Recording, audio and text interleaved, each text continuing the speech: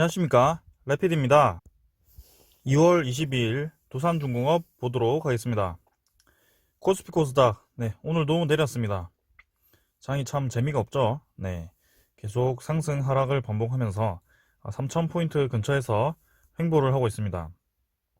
지금은 채권 상승에 대한 금리 인상에 대한 우려감으로 계속 조정을 좀 받는 느낌인데요.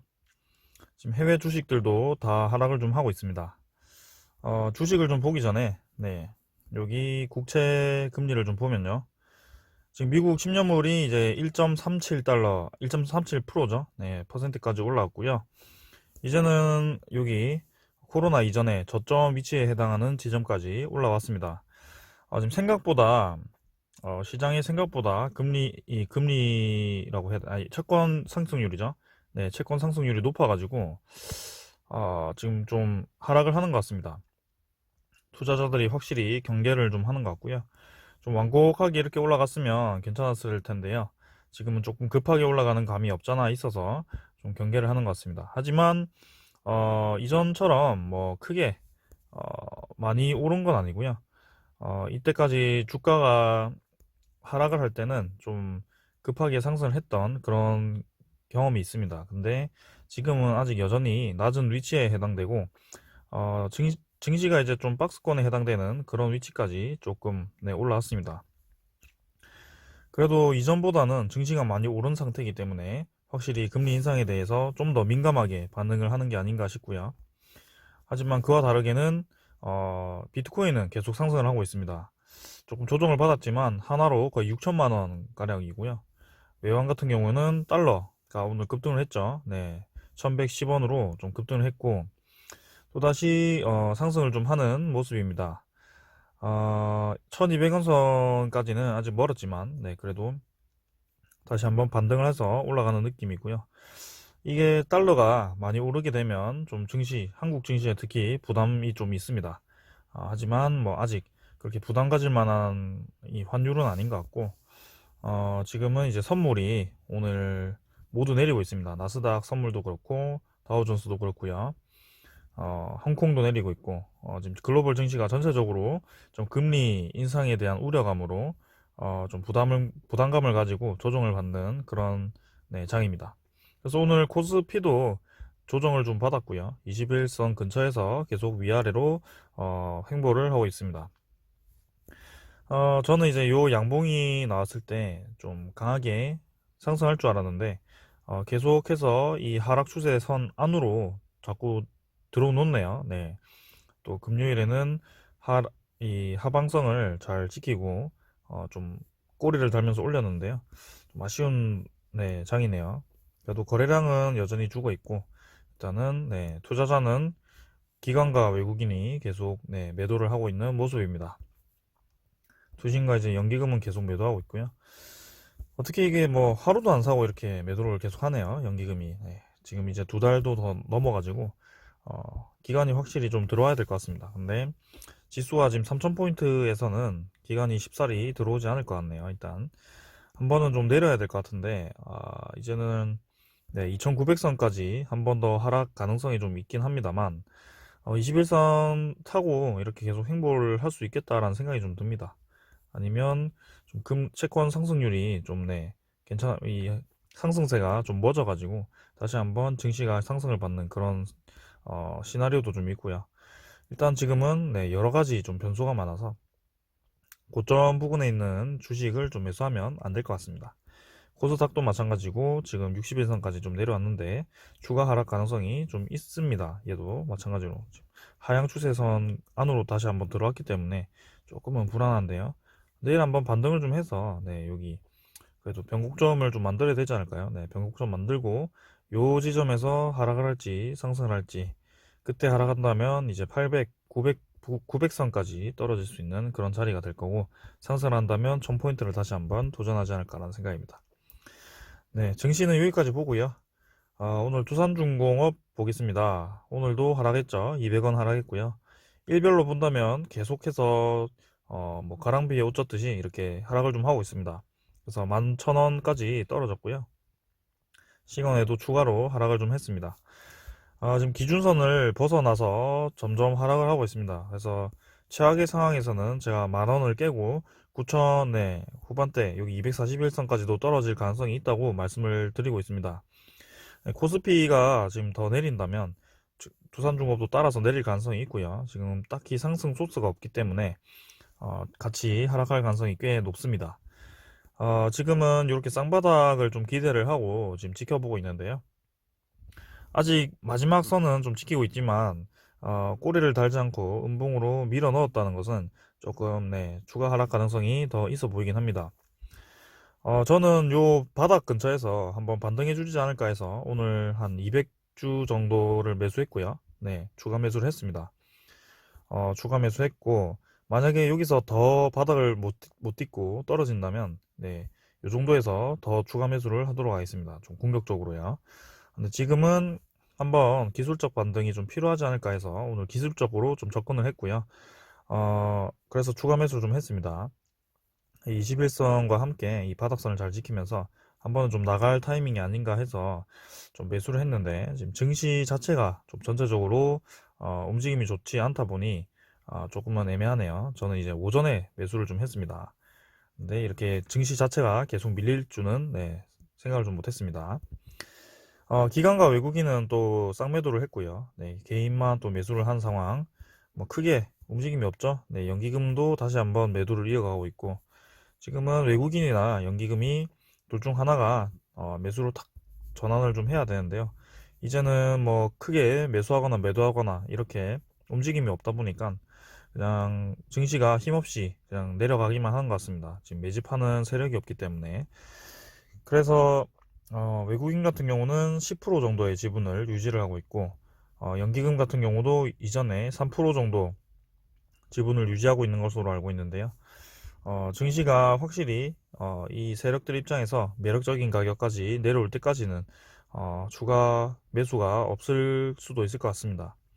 근데 뭐 계속 네 지금 거래량도 없고 네 거래가 거의 없죠. 그리고 이제는 뭐 기관과 외국인의 막 대량 매도 이런 네, 매도세가 줄었기 때문에 좀 더 지켜볼 필요가 있을 것 같고요.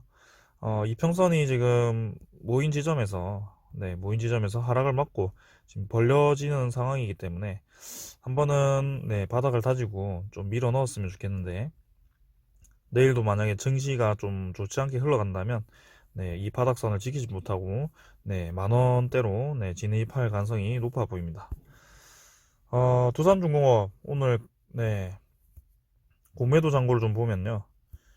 계속해서 올라가고 있습니다. 공매도 잔고가 지금 189만 주로 이제 190만 주 정도로 되었고 계속해서 공매도 잔고를 늘리면서 주가를 네, 조금씩 내리고 있습니다. 공매도 상환이 이루어져야지 이제 주가도 조금 상승 그런 신호가 나올 텐데 매일매일 이제 뭐 UBS 같은 뭐 그런 세력들이 뭐 조금씩 매수 이렇게 반복을 좀 하는데 무슨 의도인지는 잘 모르겠습니다. 근데 결국에는 주가가 지금 힘이 없다. 그래서 시간이 좀 더 필요해 보이고 두산중공 1WR조차 네, 지금 이미 얘는 241선까지 단번에 내려와 버렸습니다. 그래서 본주 또한 이렇게 추가 하락 가능성이 있다고 좀 생각을 했는데요. 그래도 잘 버티는 편입니다. 지금 본주 자체는 1WR은 좀 많이 내렸는데 본주 자체는 잘 버티고 있고요. 11,000원 선을 좀 지키면서 좀 반등이 좀 나왔으면 좋겠습니다. 지금은 주봉선까지 해서 그래도 3주 연속 뒤졌던 자리이기 때문에 11,100원 정도죠. 네, 이 지점은 좀 지켰으면 하는데 추가 하락을 한다면 네, 241선으로 갈 가능성이 굉장히 높아 보입니다. 그래도 이전에 이렇게 네, 한 번씩 거래를 실면서 이렇게 윗꼬리를 다는 양봉이 출회했다는 점에서 한번 시세를 줄 것 같은데 네, 조금은 기다려 보겠습니다. 어떻게 될지. 그러고 공매도 말고요. 이제 네, 오늘 신한울 3, 4호기죠. 공사 계획 인가가 되었습니다. 그래서 기간은 네, 2년 정도죠. 3년 정도네요. 3년 정도 연장이 되었고요. 2023년 12월까지 연장이 되었습니다. 그래서 탈원전 정책으로 네, 건설 중단을 좀 했는데요. 이 건설에는 두산중공업 기자재가 5천억 정도 들어가 있고 토지 매입가 2천억 정도로 해서 총 7천억이 네, 묶여 있습니다. 굉장히 좀 네, 무리수를 두었죠. 사실은 공사를 아예 멈추고 그 7천억을 네, 돌려주는 것도 아니고 뭐 그 투자한 기업들은 그냥 망하라는 건지 일단은 네, 그런 대책 없는 네, 공사 중단을 했습니다. 그러고 뭐 이렇게 신한울 3, 4호기는 또 연장을 해버렸죠. 연장을 한 이유는 일단 한국 수력 원자력 이쪽이 이제 불이익 방지를 하기 위해서 그런 의도에서 네, 연장을 한 것 같고요. 이게 사업이 철회가 되면 네, 공사 계획 인가가 되지 않으면 이 한국 수력자원 원자력이 네, 신재생에너지 분야로 2년 동안 네, 참여를 할 수 없기 때문에 이렇게 연장을 좀 한 것 같고요. 산업부 입장에서는 한국수력자원에서 한수원에서 네, 자가적으로 이 공사를 철회했으면 한다라고 얘기를 하고 있습니다. 그럼 그 5천억은 누가 책임져 주는 건가요? 네, 두산중공업의 5천억은 네, 좀 물려주고 그런 얘기를 좀 했으면 좋겠습니다. 그러고 네, 지금 이제 허가가 인가가 되었고 지금 뭐 크게 이제 착공에 들어갈 수 있는 것은 아닌 것 같습니다. 지금 상황은 계속 탈원전을 이어가는 것 같고요. 어, 에너지를 한쪽으로 너무 몰아가긴 하는데 뭐 어쩌겠습니까? 그렇게 어, 로드맵을 그리고 가겠다는데요. 네, 일단 뭐 지켜보는 수밖에 없고 조삼중공업의 신재생 에너지 사업이 좀 잘 되길 바라겠습니다. 뭐 풍력 에너지는 저는 사실 네, 잘 모르겠습니다. 어떻게 될지. 네. 그 다음에 태양광도 마찬가지고요. 이제는 네, 기후가 지금 전 세계적으로 난리여가지고 그래서 저탄소 정책을 펼치고 기후를 이제 더 이상 망치지 말자. 네, 이렇게 기후가 예상이 안 되니까 그렇게 시작을 했는데 그 근본으로 다시 돌아가는 것 같아요. 네, 기후에 의존한 네, 두 에너지 정책을 펼치기 시작했습니다. 참, 네, 모르겠네요, 저는. 네. 그래서 일단 뭐 그렇고요. 원자력이 어떻게 될지는 네, 추가 해외 수주도 아직 네, 멀은 것 같습니다. 뭐 사우디 얘기도 있고 UAE 얘기도 있는데 아직 검토 자체도 하지 않은 거고요. 검토를 해도 최소 1년에서 2년은 걸리는 그런 사업입니다. 그때까지 이 원자력 사업하는 네, 이 밑에 기자재 만드는 그런 기업들, 협력업체들이 버틸지는 모르겠네요. 일단 그런 상황이고요. 네. 두산중공업은 그래도 수소 뭐 이렇게 잘 붙어가지고 그래도 네, 미래를 좀 준비를 하고 있습니다. 그걸 믿고 이제 기다리고 있죠. 그 다음에 두산 비나 네, 베트남 이제 이어서 태국 발전 시장도 거머쥔다고 합니다. 그래서 스리라차라고 하는데 뭐 정유 공장에 5천 톤 규모의 제품을 납품했고요. 이제 베트남 최강 중공업 회사로 육성을 한다고 합니다. 그래서 지금 뭐 최근에 베트남 9천억짜리 화력발전소 수주도 했었죠. 근데 그 수주건에 대해서 또 뭐 철회를 요구하는 그런 시위가 또 벌어지고 있는 듯 합니다. 그래서 뭐 탈석탄, 탈원전 해버리면 네, 두산중공업은 뭐 먹고 살죠. 네. 신재생에너지가 지금 개발이 되긴 했지만 사업화가 되지 않았기 때문에 아직 네, 좀 머나먼 이야기입니다, 사실은. 제대로 매출을 얻기 위해서는 최소 1년은 더 있어야 될 것 같고요. 그런 상황에서 자꾸 뭐 탈탈 하는데요. 네, 기업 입장에서 좀 생각을 해줬으면 좋겠습니다. 어, 네, 그래서 좀 아쉽습니다. 이런 움직임은. 네. 그래서 두산 비나도 잘 나가고 좀 사업을 잘 해보려고 두산에서 굉장히 노력을 하고 있는 그런 상황입니다. 그리고 이제 두산그룹에서 네, 두산 밥켓을 좀 밀어주려고 하는 것 같아요. 두산 밥켓을 이제 밀어주려고 지게차 사업부, 네, 비지 사업부죠. 비지 사업부를 이제 두산 밥켓에 넘겨주는 거고요. 인수합병 업계에 따르면 이제 두산 쪽에서 네, 이 비지 사업부, 산업차량 비지 사업부를 떼버리고 중소형 건설 장비 회사인 두산 밥켓에 넘겨버립니다. 그럼 이제 두산 밥켓이 덩치가 더 커지게 되는데요.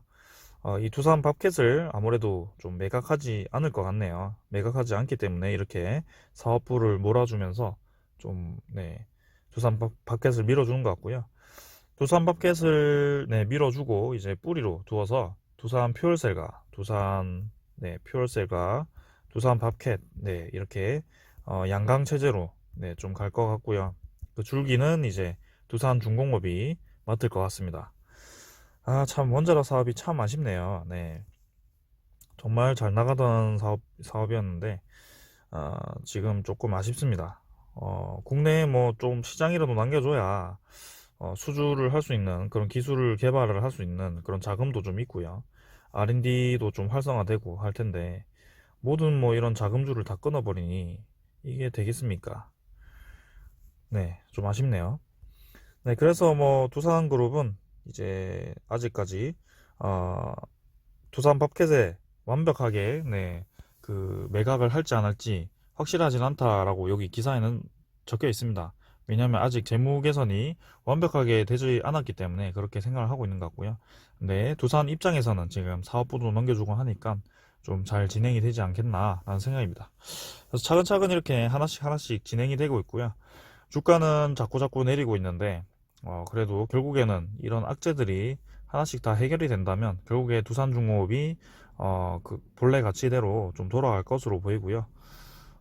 지금 두산 인프라코아도 이제 매각이 되었고 그 두산 밥켓 인적 분할 조만간 좀 소식이 나오지 않을까 싶습니다. 다음 달이면 좀 구체화되지 않을까요? 그래서 그런 구체화되는 네, 두산 밥켓 위치, 그 다음에 두산중공업의 부채 비율도 많이 낮아졌고 앞으로의 사업 방향도 있기 때문에 계속 지켜보도록 하겠습니다. 지금은 이제 장도 좀 애매한 위치에 있고 네, 두산중공업 자체가 좀 소스가 없기 때문에 당장은 가셔야 될 소스가 없기 때문에 지금 상승을 못하는 것 같습니다.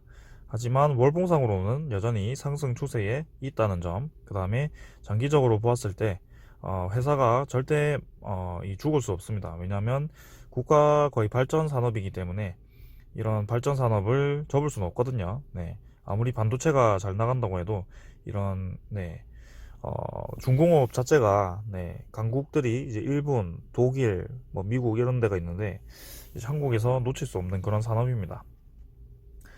네, 그래서 계속 밀어줄 것 같고 일단 뭐 이 산업이 갑자기 바뀌면서 참 위기가 있었는데 지금 뭐 잘 넘기고 있는 듯합니다.